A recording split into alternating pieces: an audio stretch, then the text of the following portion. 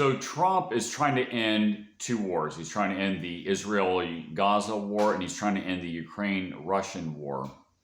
And so far, he's done a really good job in Israel. That actually exceeded my expectations. We have to wait and see what happens, because Israel does have a lot of power in the United States, and Israel does not want to really end this war, at least not the Netanyahu clan. But he did get the hostages released, and there is a ceasefire. He thinks it's going to hold, but we'll have to wait and see. Like I said, the people in charge in Israel right now don't want to end the war. They want to change their neighborhood militarily while they still have U.S. support. Okay, while they still have, there's some popularity of the Israeli lobby, which really the Israeli lobby is not at all popular. We also have the escalation in the Russo-Ukrainian war. Trump has talked about sending Tomahawks. I don't think he's going to actually do that. I think this is just a ploy to get some kind of negotiated settlement from Putin. Putin has a history of not backing down. I don't expect him to back down at all. And any kind of rhetoric, I think, is just potentially escalating the conflict. It's already been escalated because Ukraine's been striking deep into Russian territory, and Russia has responded by knocking out their power grid. Russia geopolitically is winning this war. Now, obviously, it's very ugly.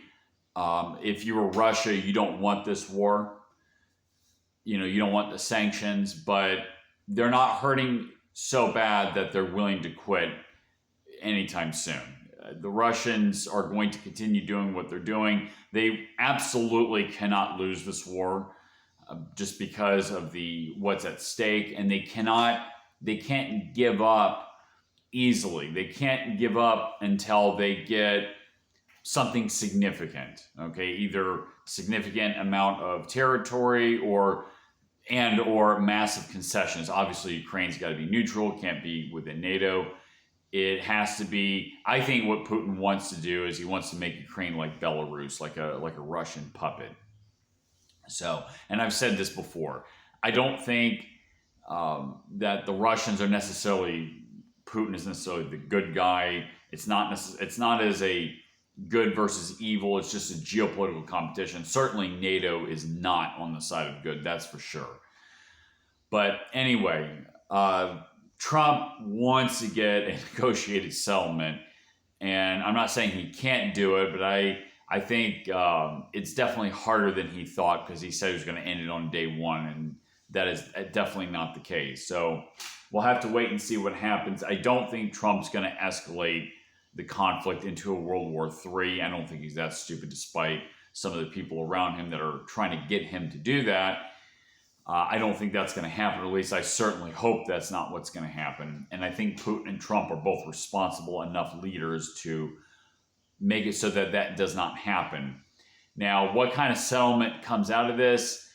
It's going to be really tough, because Putin is not going to give an inch, I don't think. I think Putin looks at it like he's winning the war, and people around Trump are trying to convince him that, number one, America has to look tough, and also that Russia is losing in some way or another, and that information is just going to prolong the conflict.